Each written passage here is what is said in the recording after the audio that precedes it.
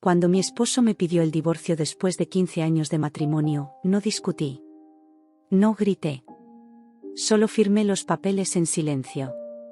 Esa misma noche, mientras él celebraba su nueva libertad con su amante en nuestro restaurante favorito, entré por la puerta principal con una sonrisa tan suave como un bisturí. «Felicidades por tu libertad, William», dije, dejando caer un sobre la mesa. Su sonrisa se desvaneció al leer los papeles dentro. La sangre se le fue del rostro. Un silencio tan pesado cayó sobre la mesa que ni la música del restaurante pudo romperlo.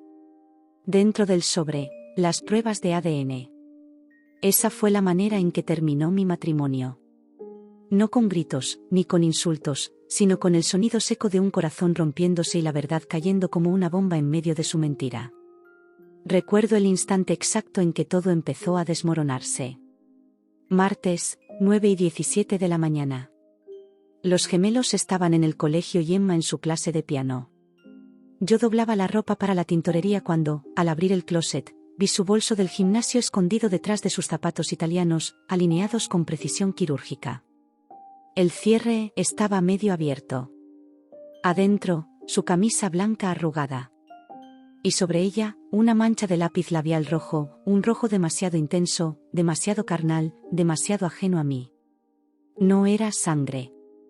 No era medicina. Era el color de una mujer que no era yo.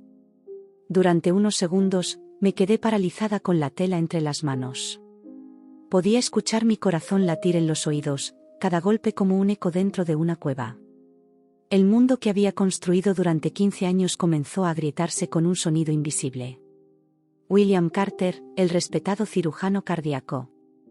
El esposo ejemplar. El padre devoto.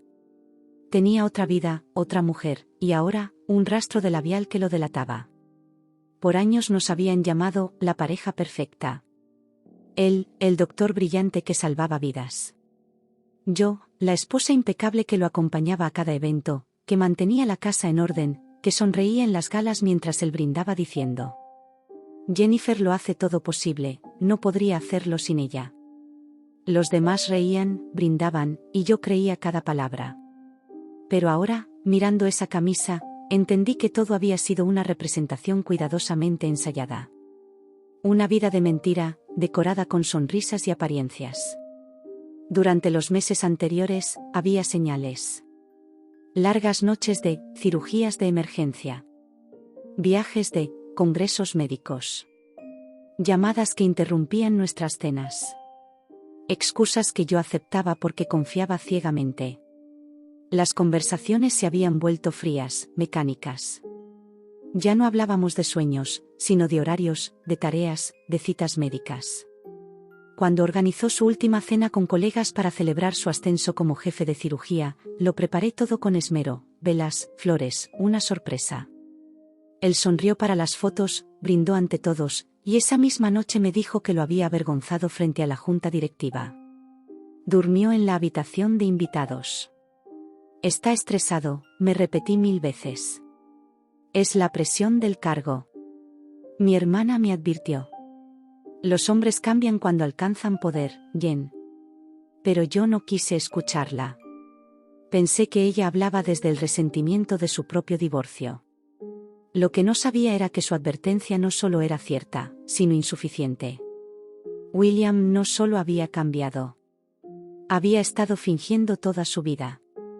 Intenté recuperar lo que creía perdido. Compré ropa nueva, planeé cenas románticas, reservé escapadas de fin de semana. Pero él apenas me miraba. Contestaba correos en el teléfono mientras yo hablaba. Decía estar cansado, agotado por largas cirugías. Una noche, después de verlo cenar sin probar bocado, me atreví a preguntar: ¿todo está bien entre nosotros? Él suspiró. Ni siquiera me miró. «Solo estoy cansado, Jen». Y volvió a hundirse en la pantalla de su celular. Yo, ingenua, seguí confiando. Hasta el día que todo cambió, nuestra 15º aniversario. Quería sorprenderlo con un viaje a Napa Valley, donde habíamos pasado la luna de miel. Para asegurarme de que no tuviera guardias médicas, tomé su teléfono mientras se duchaba. Solo iba a revisar el calendario. Nada más. Pero entonces, una notificación apareció en la pantalla. Rebecca Harrington, anoche fue increíble. No puedo esperar a sentirte otra vez. ¿Cuándo la dejarás? El suelo desapareció bajo mis pies. Mis manos temblaban. Abrí la conversación. 8 meses de mensajes. Fotos. Promesas. Burlas sobre mí. Pobre Jen, aún cree que hay algo que celebrar. Escribí a él. Tranquilo, pronto será libre. Respondí a ella. Libre. De mí. De sus hijos. De la vida que construimos juntos. Apagué el teléfono. Preparé su café, lo besé en la mejilla y lo vi marcharse como cada mañana. Luego vomité hasta no tener nada más dentro. Esa noche, lo esperé en el dormitorio. El mismo donde lloré por cada aborto, donde nos prometimos amor eterno, donde lo cuidé tras cada guardia agotadora. Cuando entró, le pregunté sin rodeos. ¿Estás acostándote con Rebecca Harrington? No negó nada. Ni siquiera titubeó. Se quitó el reloj, lo dejó en la mesa de noche y dijo. Sí. Así, como si confesara haber olvidado las llaves. ¿Cuánto tiempo? Pregunté. ¿Importa? Su voz era tan fría que sentí que no hablaba con mi esposo, sino con un desconocido.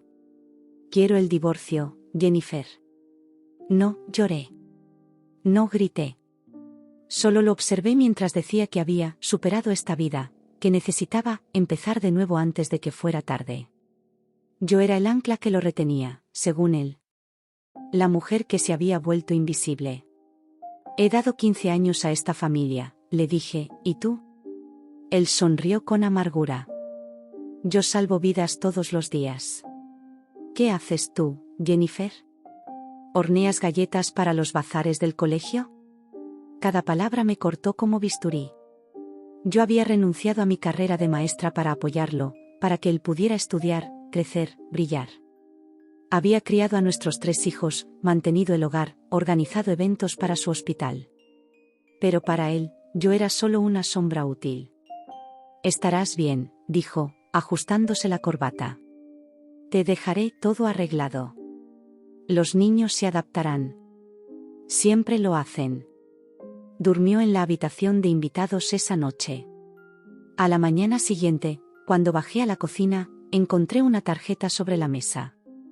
El contacto de su abogado. Nada más. Fue en ese instante, con el silencio del amanecer y esa tarjeta fría entre los dedos, cuando comprendí que el matrimonio perfecto nunca había existido. Era solo una ilusión cuidadosamente construida por él, y sostenida por mí. Lo que no sabía entonces era que el labial rojo no era el final de la historia. Era apenas la primera grieta. Y que la traición que estaba a punto de descubrir haría que esa infidelidad pareciera un simple detalle. Después de esa noche, el silencio se volvió mi compañero más fiel. William comenzó a irse temprano y a volver cada vez más tarde. Yo dejé de preguntarle a qué hora regresaría. A veces dormía en el hospital, otras, ni siquiera se molestaba en inventar excusas. El perfume de otra mujer lo seguía como una sombra invisible, pegada a su piel, a su ropa, a sus mentiras. Los niños lo notaban. Emma, la mayor, empezó a callar durante las cenas. Los gemelos, siempre inquietos, jugaban menos. El aire en casa se volvió espeso, tenso, cargado de una tristeza que se sentía hasta en las paredes.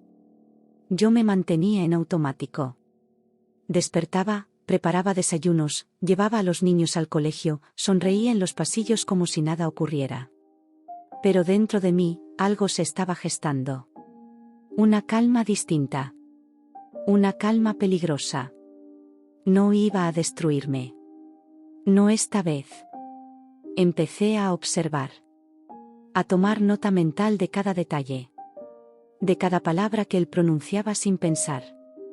De cada factura que no coincidía, de cada llamada de trabajo a horas imposibles. Una tarde, después de dejar a los gemelos en casa de mi hermana, pasé por el hospital donde William trabajaba. Sabía que él estaba en una junta directiva, pero quería verlo con mis propios ojos. Me estacioné frente a la entrada lateral, la que usaban los médicos. Esperé. La noche caía y las luces del edificio brillaban como bisturíes encendidos. A las 8:46 lo vi salir. No iba solo. Una mujer caminaba a su lado. Alta, rubia, con bata médica. Rebecca. La misma del mensaje. Reían. Él le abrió la puerta del coche. Su coche. Y antes de entrar, ella se inclinó y lo besó. No sentí ira. Sentí vértigo. Como si mi cuerpo no me perteneciera. Esa imagen se quedó grabada en mi mente, nítida, cruel. Esa noche lloré por última vez. Y al amanecer, decidí que no iba a dejar que me destruyera. No sin antes saber toda la verdad. Comencé mi propia investigación. No tenía experiencia, pero tenía instinto. Y una cosa que William olvidó: nadie conoce a un hombre mejor que la mujer que durmió 15 años a su lado. Empecé revisando sus correos. Durante años, él había usado el mismo portátil familiar, protegido por una contraseña que, irónicamente, era la fecha de nuestro aniversario. Dentro, encontré una carpeta con documentos del hospital, informes de pacientes y facturas. Pero había algo raro: muchos nombres no coincidían. Pacientes duplicados. Firmas idénticas. Fechas alteradas. Al principio creí que era un error contable, pero luego noté algo más inquietante. Transferencias hechas a una cuenta desconocida, todas firmadas por William. Cantidades pequeñas, pero constantes. Y el nombre del beneficiario, Rebecca Harrington. Era como si todo lo que había creído sobre él se derrumbara, ladrillo a ladrillo. No solo me había engañado como esposa. Estaba cometiendo fraude. Y, sin saberlo, estaba poniendo su carrera y la reputación del hospital en riesgo. Guardé cada prueba en una carpeta, imprimí copias y las escondí en una caja metálica bajo el piso del ático. No sabía para qué las usaría, pero sentía que algún día serían mi salvación. Durante las semanas siguientes, observé cómo su doble vida se hacía más evidente. Llegaba con camisas arrugadas, con marcas de perfume barato. Dejaba el móvil boca abajo. Y a veces, al pronunciar el nombre, Rebecca, por error, fingía toser para disimular. Una noche, mientras servía la cena, sonó su teléfono. Era un mensaje. No pude resistir. Lo abrí. Ya tengo los resultados. Ella no sospecha nada. Mi sangre se congeló.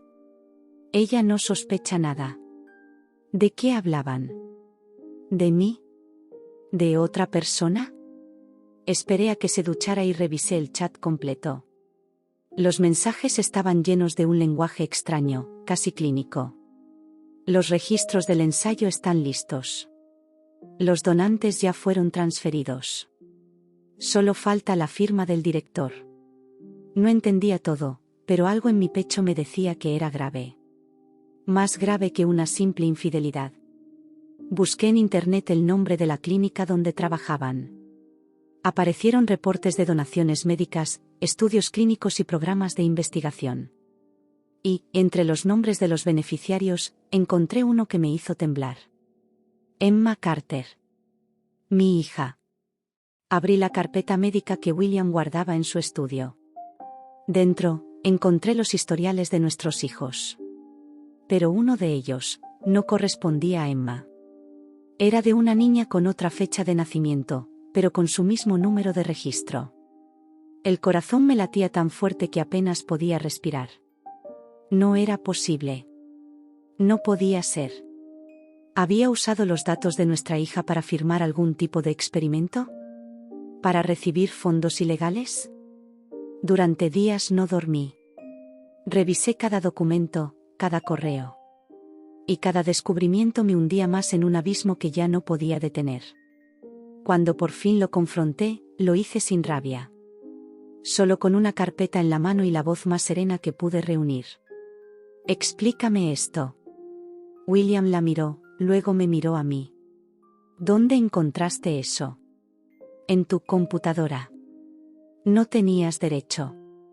Tengo derecho a saber si usaste el nombre de nuestra hija para tus experimentos. Su rostro se endureció. No lo negó. No entiendes, Jen. Todo lo que hago es por un bien mayor. ¿Por un bien mayor? ¿Falsificar pacientes? ¿Desviar dinero? ¿Mentir a todos? Me acercó, susurrando. No repitas eso. No sabes con quién te estás metiendo. Por un segundo, sentí miedo. Un miedo nuevo, más profundo. Ya no era solo el miedo a perderlo. Era el miedo a descubrir que el hombre que dormía junto a mí era capaz de cosas que jamás habría imaginado. Desde esa noche, supe que tenía que actuar con cuidado. Guardar silencio. Fingir normalidad. Porque William no era el mismo. Y porque, en el fondo, presentía que su traición aún no había tocado fondo. Cada sonrisa suya, cada palabra amable, me sonaba a advertencia. Ya no era mi esposo. Era un extraño al que debía temer. Y así, en silencio, comencé a construir mi venganza. No con gritos, no con lágrimas, sino con inteligencia y paciencia. Iba a destruir su mentira desde adentro. Iba a dejarlo sin nada, justo como él me había dejado a mí, vacía. Lo que no sabía era que el destino guardaba una última carta. Una que revelaría una verdad tan cruel, que haría tambalear todo lo que creía saber sobre mi familia. Las semanas siguientes fueron una guerra silenciosa.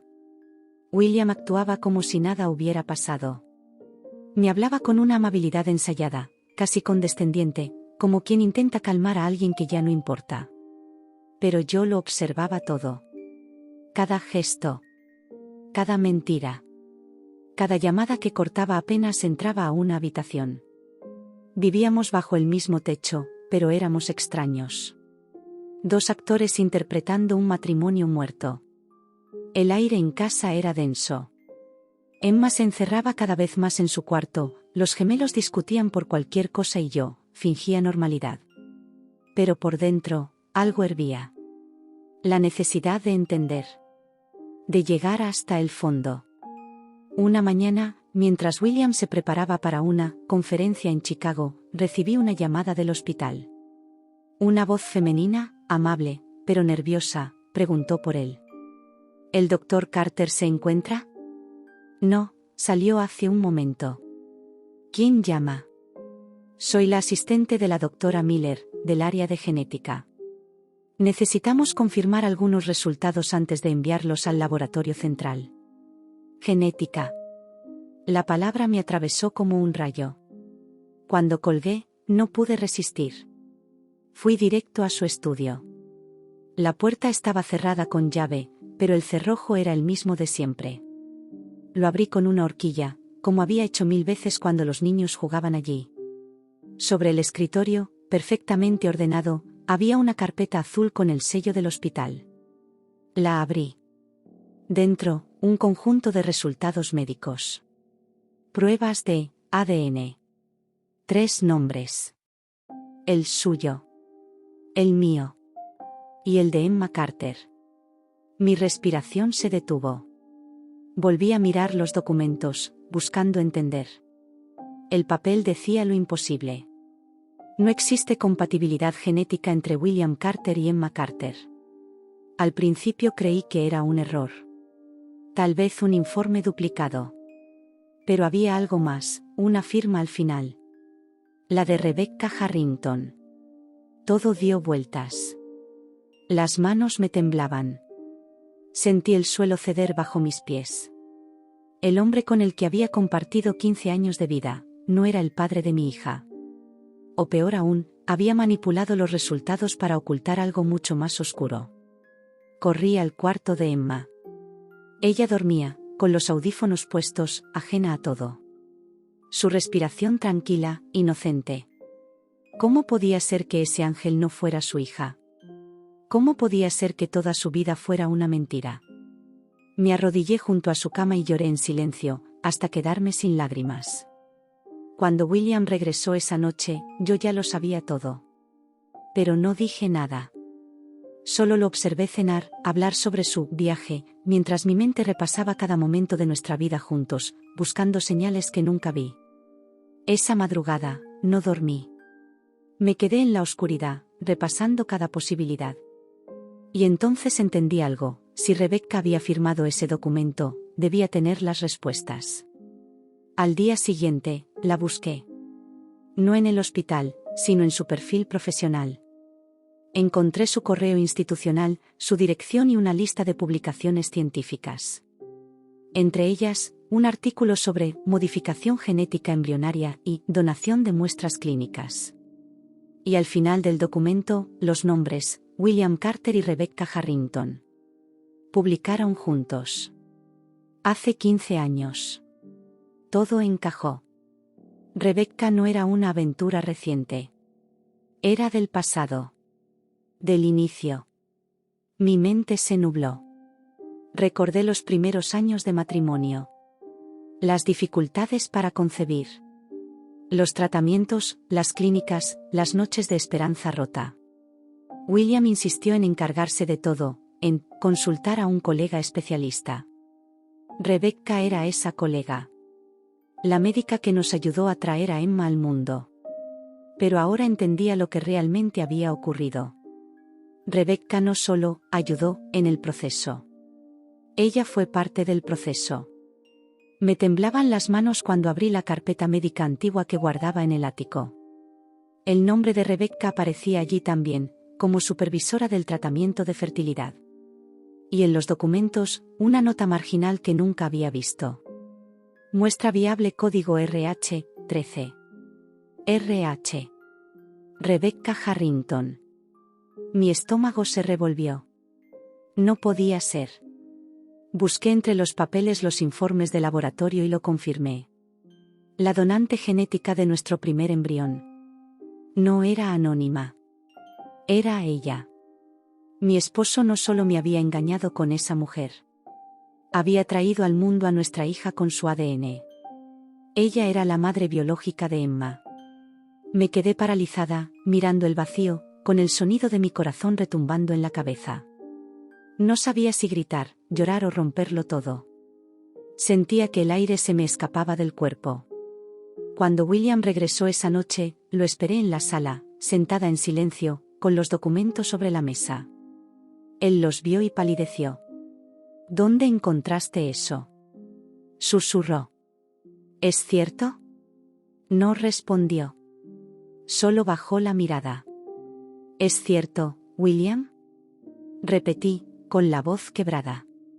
Fue hace mucho tiempo, dijo al fin. No quería que te lastimara. Reí. Una risa seca, vacía. ¿No querías que me lastimara? Me hiciste criar a la hija de tu amante y me mentiste durante 15 años. Él se acercó, intentando tocarme, pero di un paso atrás. No entiendes, Jen. Todo fue un accidente. ¿Un accidente? ¿Un accidente genético? ¿O un plan perfecto? Su rostro se endureció. No voy a permitir que arruines mi vida. ¿Tu vida?, le dije, con una calma que me asustó. Acabas de arruinar la mía. Esa noche, dormimos en silencio, cada uno en una habitación distinta. Pero algo dentro de mí había muerto. El amor, la confianza, la inocencia.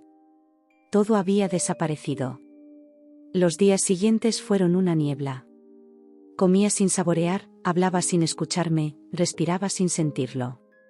Solo existía. Hasta que una llamada inesperada me despertó de mi letargo. Era Rebecca. Su voz temblaba. Jennifer, tenemos que hablar. Es importante. ¿De qué podría querer hablar conmigo? No por teléfono. Nos vemos mañana en el hospital. A solas. Por favor. Quise colgarle, pero había algo en su tono, una urgencia distinta. Acepté. Al día siguiente, fui. La encontré en la azotea del hospital, lejos de miradas. Rebecca estaba pálida, demacrada. No tenía la arrogancia de antes. Tenía miedo. No todo fue culpa de William, me dijo, sin rodeos. Lo que hicimos fue orden del director. ¿Qué hicieron exactamente? El tratamiento de fertilidad. Hubo un error en el laboratorio. La muestra tuya fue reemplazada. No debía pasar. ¿Y lo supieron todo este tiempo? William insistió en ocultarlo. Dijo que nunca debías saberlo. ¿Y tú lo aceptaste? Rebecca bajó la cabeza. Lo amaba. No pude contener las lágrimas. No solo me habían mentido. Me habían robado la verdad. Rebecca intentó disculparse, pero ya nada podía enmendarlo. Mientras me hablaba, noté algo, su mano temblaba. Sacó un sobre de su bolso. Aquí está todo. Los registros. Las pruebas. Si algo me pasa, prométeme que protegerás a Emma. Antes de poder responder, escuché pasos detrás de mí. Giré. Era William. Su mirada estaba llena de furia. ¿Qué haces aquí, Rebecca? Ella dio un paso atrás. Yo quedé entre ambos. Y por un instante, entendí que lo que estaba ocurriendo era más grande que una traición doméstica. Había algo más. Algo que William estaba dispuesto a ocultar, a cualquier precio. El viento soplaba con fuerza en la azotea del hospital, levantando mechones de mi cabello. El cielo se había tornado gris, y las nubes parecían presagiar una tormenta que no solo era climática, sino emocional. William avanzó hacia nosotras con paso firme, su bata blanca ondeando como una bandera de guerra. Rebecca temblaba. Yo, en cambio, estaba inmóvil, con el sobre que ella me había entregado aún entre las manos. ¿Qué haces aquí, William? Pregunté.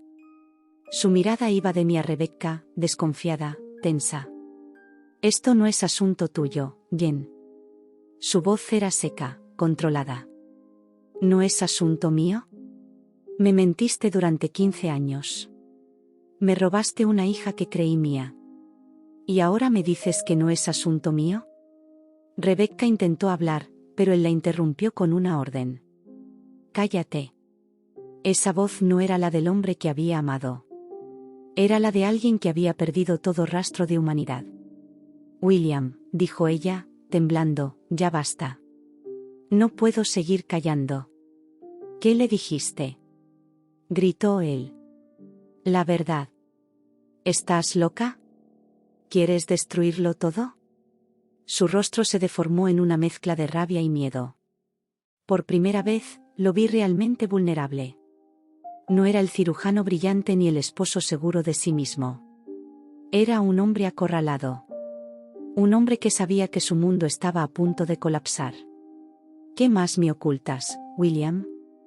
Pregunté, sosteniendo el sobre con fuerza. Nada que puedas entender. Hazme entender. Por un momento dudó. Luego bajó la voz, casi como si confesara un pecado que llevaba demasiado tiempo cargando.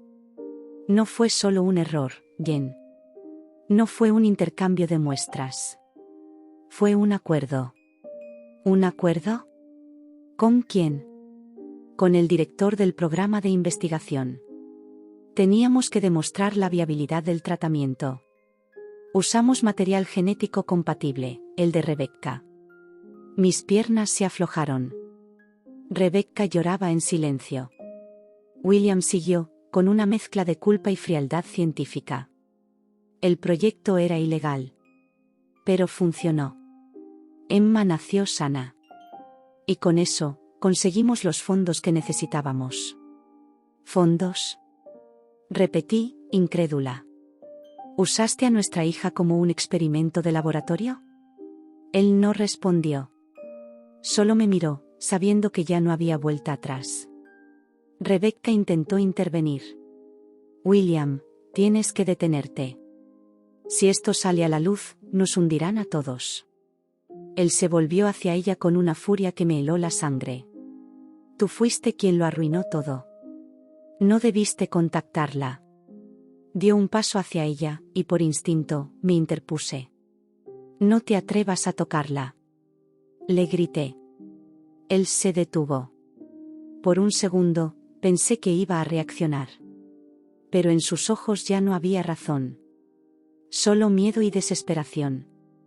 Rebecca retrocedió, asustada. El viento arremetió con más fuerza, golpeando los documentos que sostenía. Uno de los papeles voló, cayendo al vacío. William corrió tras él, intentando atraparlo, pero en el forcejeo Rebecca tropezó con el borde del muro. Grité. El tiempo se detuvo. Él sobrecayó de mis manos mientras ella se aferraba al barandal, buscando equilibrio. William la tomó del brazo, pero en el intento por sujetarla, ambos perdieron pie. El sonido de los gritos se mezcló con el rugido del viento y luego, silencio. Solo silencio. Corrí al borde. Abajo, los cuerpos yacían inmóviles sobre el asfalto del estacionamiento. Mis piernas se negaron a sostenerme. Caí de rodillas, temblando. Todo había terminado, y, sin embargo, recién comenzaba. Las sirenas llegaron minutos después. Médicos, guardias, paramédicos, todo fue un caos. William aún respiraba cuando lo subieron a la camilla. Rebecca, no. Me quedé allí, viendo cómo se lo llevaban, con la mente en blanco. No sentía odio ni alivio. Solo un vacío absoluto. El mismo vacío que deja una bomba después de explotar. Los días siguientes fueron un torbellino de interrogatorios, titulares y rumores. El Dr. Carter, acusado de fraude médico. Escándalo en el Hospital Central, manipulación de pruebas genéticas. Investigadora muere en trágico accidente. Me llamaron para testificar. Llevé el sobre que Rebecca me había dado. Dentro estaban los documentos del proyecto, las firmas, los registros de transferencia y las pruebas de ADN. Todo. Cada mentira, cada crimen, cada evidencia. Cuando entregué los papeles al fiscal, sentí que, por primera vez en años, respiraba de verdad. Pero la calma no duró mucho. Una noche, recibí una llamada del hospital. William había despertado. Su estado era grave, pero consciente. Y había pedido verme. No quería ir. Pero algo dentro de mí necesitaba hacerlo. Necesitaba cerrar el círculo. Entré a la habitación. El monitor marcaba los latidos de su corazón, lentos, intermitentes. Su rostro estaba cubierto de moretones. Me miró, con la voz apenas audible. Sabía que vendrías. Solo quiero respuestas, le dije. Él sonrió, débilmente. Siempre fuiste más fuerte de lo que creí. Guardó silencio unos segundos. No lo hice por dinero, Jen. Lo hice por nosotros. ¿Por nosotros? Repetí, incrédula. Tú querías una hija. Los tratamientos fallaban. Rebecca ofreció su muestra. Dijo que nadie lo sabría. ¿Y tú aceptaste? Sí. Porque no soportaba verte sufrir. Por un momento, el dolor y la compasión se mezclaron dentro de mí. Pero luego recordé todo lo que vino después. Las mentiras. La traición. La arrogancia. El desprecio. Podrías haberme dicho la verdad, susurré. Podríamos haberlo enfrentado juntos. Él bajó la mirada.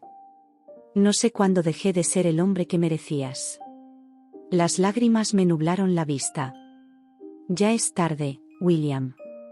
Antes de salir, su voz me detuvo. Cuida de Emma. No la dejes saberlo. No tiene culpa de nada. Asentí. No por él. Por ella. Salí del hospital sintiendo el peso de 15 años sobre los hombros. El escándalo arrasó con todo. Su licencia médica fue revocada. Los fondos del hospital, congelados. Los noticieros hablaban del doctor prodigio caído en desgracia. Y yo, la esposa traicionada, me convertí en el símbolo de su ruina. Pero no me importaba. Porque por primera vez, era libre. Libre de su mentira. Libre de la culpa. Libre para empezar de nuevo. Sin embargo, cada libertad tiene un precio. Y el mío llegó unas semanas después, cuando Emma, con su inocencia intacta, me preguntó: «Mamá, ¿por qué papá ya no viene a casa?». No supe qué responder. Solo la abracé. Porque, aunque no llevaba mi sangre, era mi hija. Mi razón para seguir adelante. Meses después, recibí una carta. Era de William. Escrita desde la clínica donde lo trataban. En ella, no pedía perdón. Solo decía: «Si alguna vez me amaste, no destruyas su recuerdo. Deja que piense que fui un buen hombre». Guardé la carta en un cajón y nunca respondí. No porque odiara al hombre que fue, sino porque ya no existía. Solo quedaban las cenizas de lo que alguna vez creí amor. Y así, mientras el invierno se convertía en primavera, entendí que el verdadero castigo de William no fue perder su carrera. Fue perderme a mí. Habían pasado 3 años desde aquel día en el hospital. 3 años desde que vi caer mi mundo y tuve que aprender a construir uno nuevo con los pedazos. El tiempo no borra las cicatrices, pero enseña a convivir con ellas. Y yo, Jennifer, aprendí a hacerlo. Volví a estudiar, cambié de ciudad, y abrí una pequeña galería de arte. Cada cuadro que colgaba era una forma de exorcizar el pasado, de transformar el dolor en algo que pudiera contemplarse sin romperse por dentro. Emma creció sana, dulce, llena de vida. Nunca le conté toda la verdad. Solo sabía que su padre estaba enfermo y necesitaba tiempo lejos. Lo suficiente para que no lo odiara, pero también para que no lo idealizara.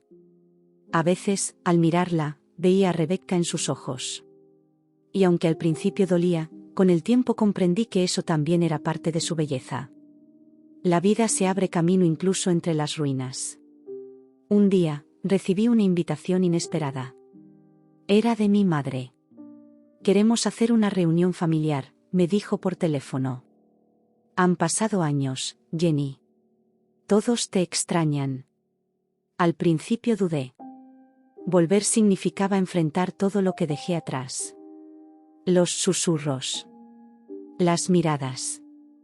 Las preguntas sin respuesta.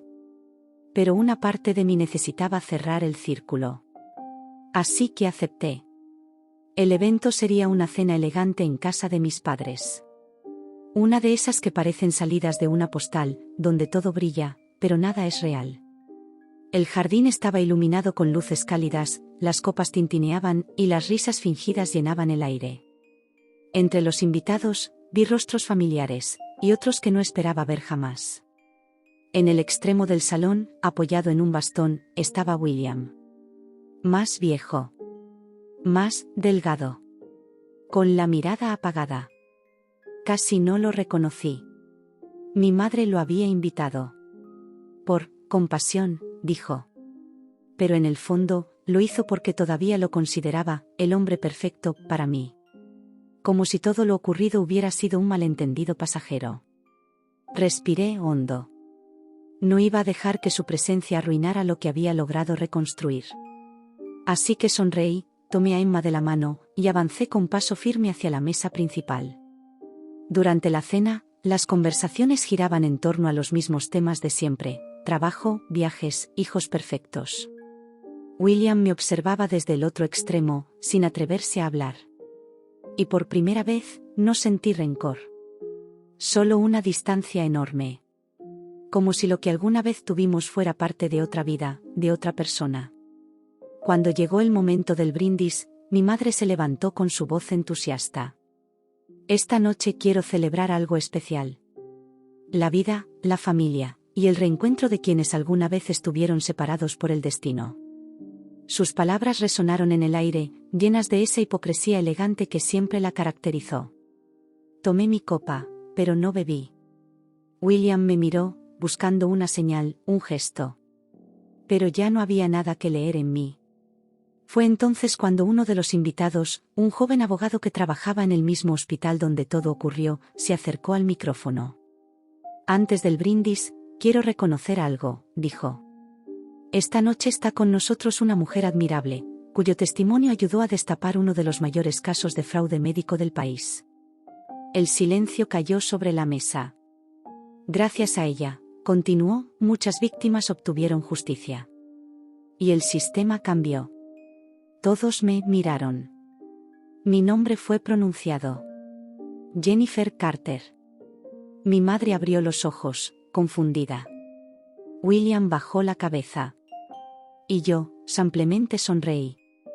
No lo hice por venganza, dije en voz baja, pero con firmeza. Lo hice porque alguien tenía que hacerlo. El silencio fue tan profundo que podía oír el eco de mi respiración. Emma, sin entender del todo, me apretó la mano. Y en ese instante, supe que ya no tenía miedo. Cuando la cena terminó, muchos se acercaron a felicitarme. Mi madre, en cambio, estaba petrificada. ¿Por qué tenías que hacerlo aquí?, me reprochó. Porque este era el único lugar donde todos fingían que nada había pasado, respondí. Ya era hora de decir la verdad. Salí al jardín para tomar aire. Las luces reflejaban destellos dorados sobre la fuente, y el sonido del agua era casi hipnótico. William se acercó lentamente. «Te ves bien», murmuró.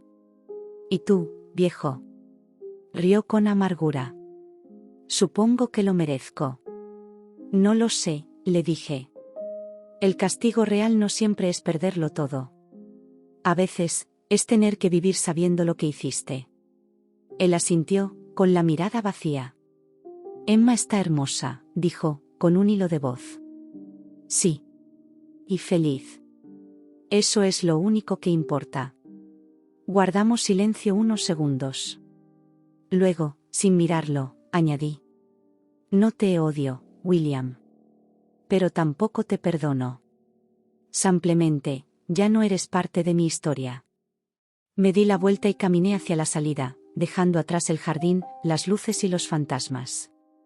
William se quedó allí, solo, con su copa vacía, viendo cómo me alejaba con Emma de la mano. Y por primera vez, entendí que el cierre no siempre llega con un grito, sino con un silencio que lo dice todo. Meses después, mi galería inauguró una exposición llamada Renacer. Cada cuadro contaba una parte de mi historia, sin nombres, sin fechas.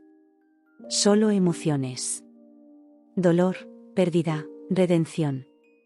La última pieza era un retrato de Emma mirando al horizonte, con una luz cálida bañando su rostro. El título, La hija del amanecer. La gente lloraba al verla. Y yo, al final del recorrido, sonreía en silencio. No porque hubiera ganado, sino porque había sobrevivido.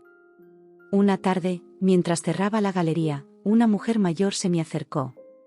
¿Usted es la artista?, preguntó. Sí. Su obra me hizo sentir viva otra vez.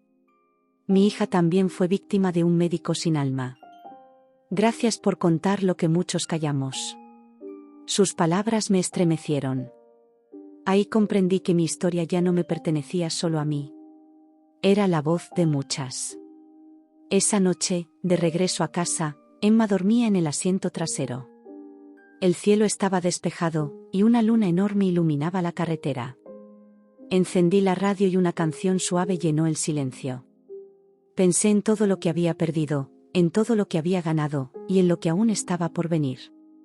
En el espejo retrovisor, vi mi reflejo. Por primera vez en años, me reconocí. Ya no era la mujer rota que lloraba en silencio. Era alguien nuevo. Alguien que había aprendido que el amor no se mide por la sangre, sino por la verdad. Y mientras el amanecer despuntaba en el horizonte, supe que, al fin, había cerrado el círculo.